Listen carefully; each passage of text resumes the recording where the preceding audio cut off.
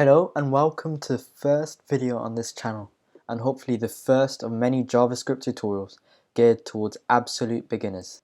In this video, I'll go over downloading of your code editor, linking JavaScript to your HTML, and also comments. First, we will start from downloading your code editor, and one that I personally use is VS Code. So you go to this website, and I'll link it into the description, and you download it for your respective system. Once you download VS Code, you should be greeted with this screen. So first, go into File and Open. Then you should open a new folder, but I'll use one that I previously made called Tutorial. This folder is completely new and is empty. But if you haven't got a folder, make a new folder.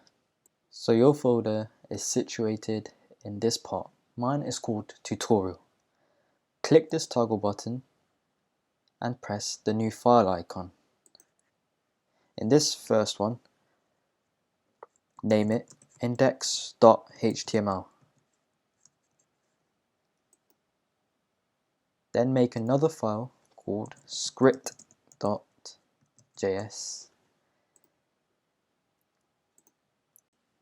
So now I've just resized the screen just so you can see, especially if you're on mobile. So open your index.html file. Let me just close this. And let's say we already have something in our HTML already. So just leave everything with blank spaces. A lot of the times we put our script at the bottom of our body after all the HTML code.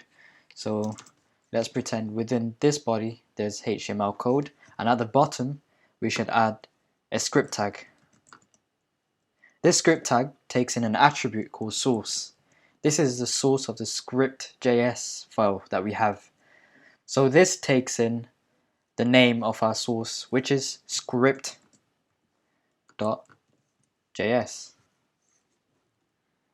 And then close the tag, and VS Code should close the tag for you automatically.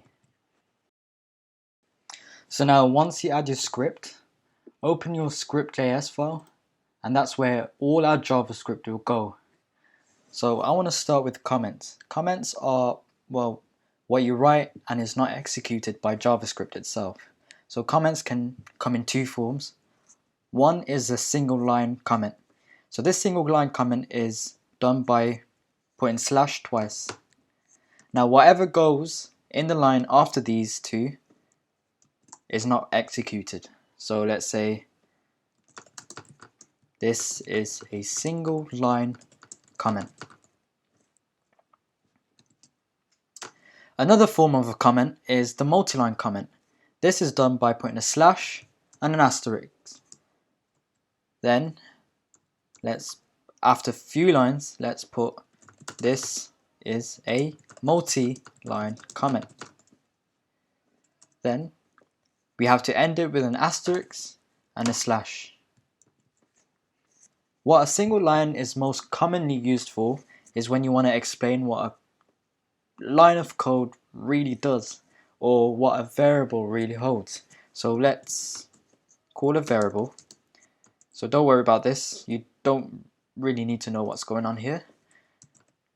And let's say do, a string called do. And then you want to explain what variable x does next to it, so that it makes it easier for when you come back and look at what x does, so that you understand. But generally the variable name should be self-explanatory anyway. So let's say x holds do. With a multi-line comment, it's a bit different. Let's say we've got a block of code, and let's just copy and paste this multiple times. And for some purpose, you want to comment all of it out, and you don't want this to execute. So everything here is not executed now, so that you can test other things and other lines of code to see if it's working without this function or anything really. And anyway, that's it for the first part of the JavaScript tutorial. In the next video, we will go over different ways to make variables and different data types in programming.